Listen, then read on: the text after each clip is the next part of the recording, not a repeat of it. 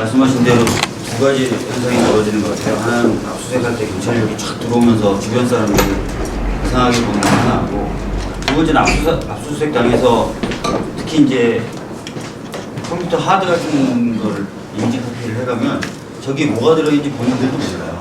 계속 불안한 거죠. 뭐가 있는지 모르니까. 그러니까 이제 뭔가 어떤 결과가 나올 때까지 계속 불안해하죠. 중야법 정부 이후로 어떤 단체들이나 특히 뭐 종교조 같은 경우는 2번 정도 이미 압수수색 당했죠. 민주노총도 이제 사실은 체포 영장을 가지고 있지만 안에 들어갔었던 적이 실제로 수색을 가했죠. 그래서 뭐 그래서 뭐 이런 사례들이 있어왔고 또 앞으로도 있을 것 같다는. 적법하게 압수수색 절차가 이루어지려면 어떻게 해야 되느냐. 당연히 이제 영장이 있어야 됩니다. 영장이 있어야 되는데 영장 없이 압수와 동일한 효과를 발휘하는 것이 있어요. 이미지줄이라고 합니다. 여러분들이 뭐 이제 여러분들은 이미 다 아시겠지만 집회나 시위 현장에서 연행되신 분들에게 경찰이 막 웃으면서 휴대폰 한번 줘봐요. 이러면 휴대폰 주세요. 그럼 이제 이미지줄 받은 거로 하겠습니다. 이래가지고 하죠. 그게 뭐냐면 이제 임의로 내가 경찰서 준 거에 보라고 다 보라고. 그래서 그렇게 되면 일단 이미지줄이 되면은 압수된 것하고 동일한 효과를 발생합니다. 그래서 민변에서는 접견 가면은 휴대폰 같은 거 좋은 분위기에서 농담 따먹기 막 하는 것처럼 하면서 휴대폰 달라 그래도 주지 말아라 그런 얘기죠. 압수수색 영장은 여러분들이 생각하시는 것보다 훨씬 쉽게 나와요. 체포영장이나 구속영장처럼 어렵게 나오는 게 아니라요. 범죄 혐의가 있다고 생각되고 그 다음에 압수할 필요성이 있다고만 되면 영장이 나옵니다. 그래서 영장이 이게 어렵게 나오는 게 아니다. 쉽게 나오는 거다. 그걸 염두에 두셔야 됩니다. 영장에 의한 압수와 영장에 의한 수색의 경우에는 영장을 보여줘야 됩니다. 나중에 말씀드리겠지만 영장 없이 하는 압수와 수색이 있어요. 그 경우는 영장이 없으니까 보여줄 수가 없죠.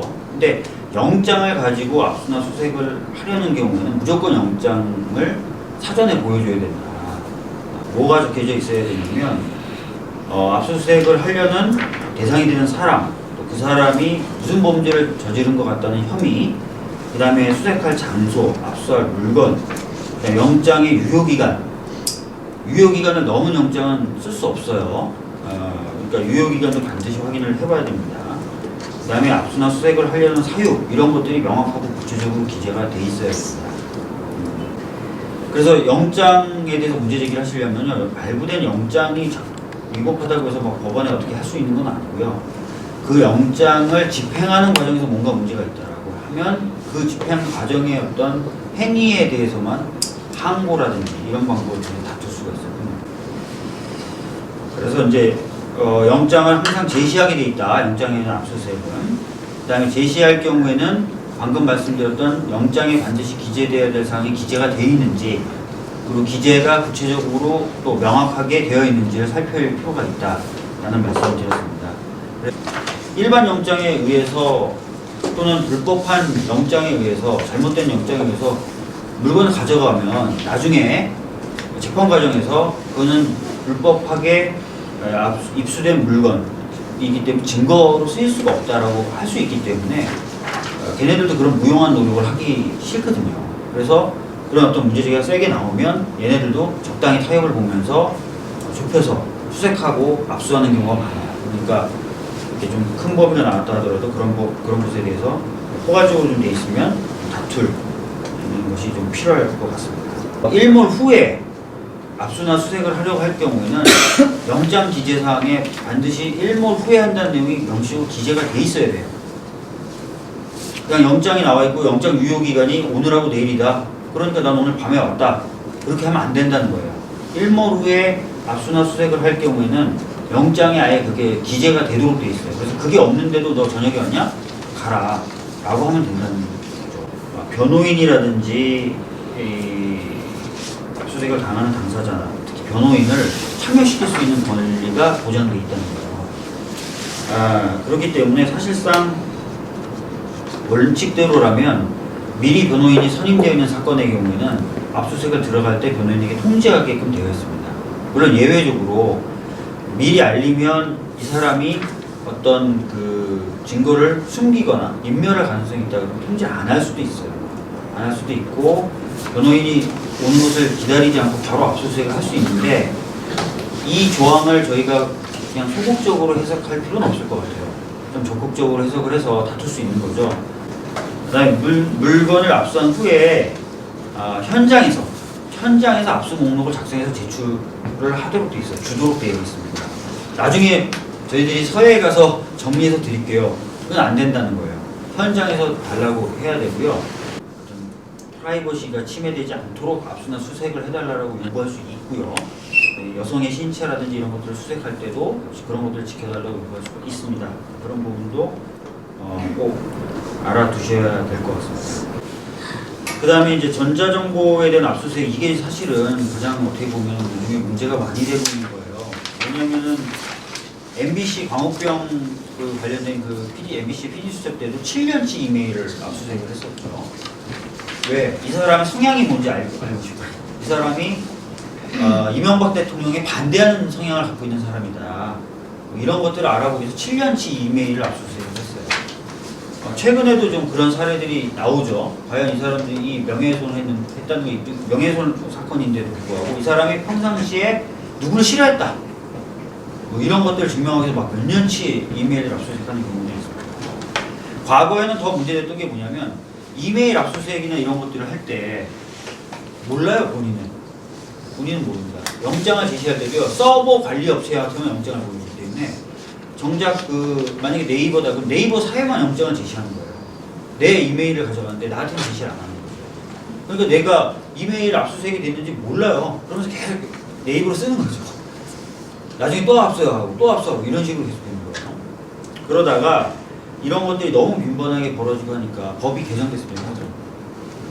그런 식으로 서버 쪽에다가 압수수색을 하거나 했을 때는 나중에 기소를 하거나 불기소 결정되면 해당자에게도 통보를 해주는 식으로 바뀌었어요. 정보 주체에게 알리도록 저장 매체가 압수된 경우 정보 주체에게 해당 사실을 지체 없이 알려야 한다는 조항이 신설됐어요. 이 부분을 형사소송법이 개정이 됐다. 대법원 판례를 받아들여서 그 점을 아셔야 됩니다. 요즘에 압수수색 되면은 내 메일 압수수색 됐다고 이제 통보하게 돼 있다는 거죠.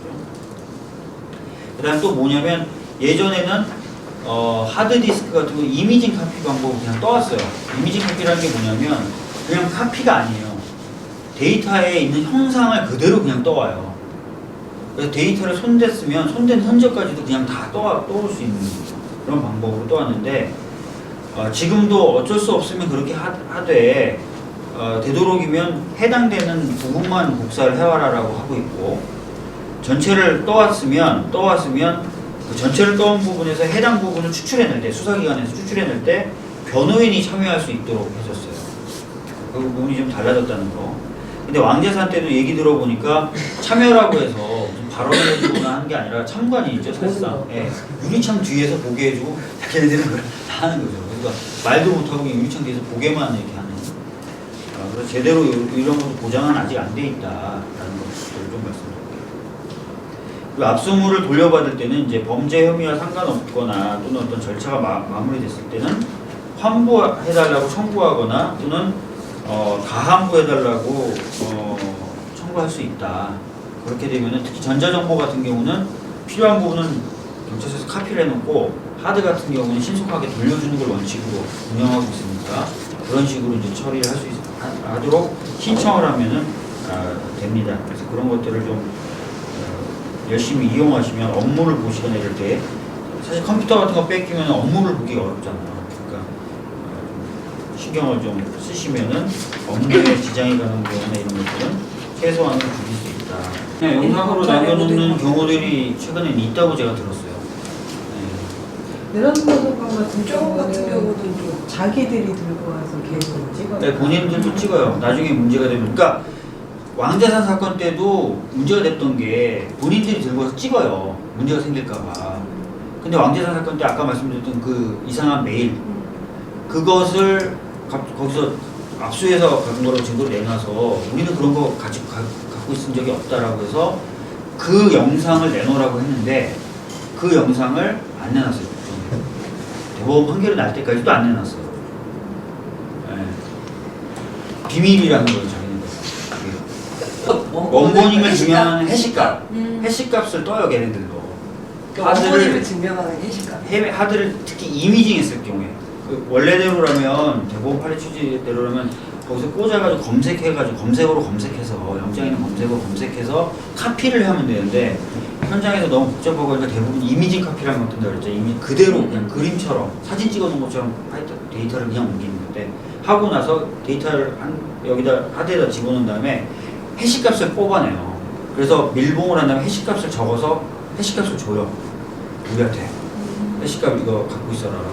그래서 가져가요. 그래서 나중에 해시값을 대조하는 거예요. 근데 이제 아시다시피 이번에 이제 내라노모 사건 때 해시값을 안 뜬 거죠. 사실은. 그래서 원본이 뭔지를 알 수 없는 상태인데도 그거에서 증거 능력을 또 인정을 했어요. 증인을 불러내서 막 얘기하게끔 하고 이러면서 그 녹화 파일 해시값을 떴어야 되는데 조작할 수도 있고 음성을 안돼 해시값 안 뜨고 전자정보임에도 해시값 안 뜨고 해서 증거 능력이 없다라고 많은 변호사들이나 학자들이 주장했는데 그 인정하기 무리가 없다. 증인이 또 직접 증언하는 것을 토대로 따져봤을 때 증거 인정하기 문제가 없다라고 지금 인정이 된 거죠. 할 수 있어요. 왜냐하면 참여할 수 있다는 거지 참여해야 된다가 아니에요. 그러니까 논란의 여지를 얻기 위해서 한 사람이 더 있으면 좋다는 건데 평평사 같은 경우도 다 나갔었거든요. 우리가 그렇다고 못하는 거 아니에요. 하고 참여할 수 있다는 거 다 고지하고 참여하세요. 문 열어놓은 거 원하시는 거 하세요라고 하면서 그거죠.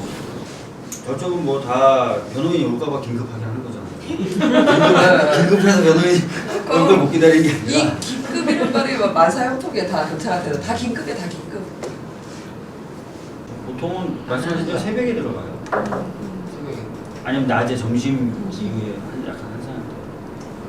나른하고 누구나. 굉장히 이완될 때. 사람의 신체적인 조건이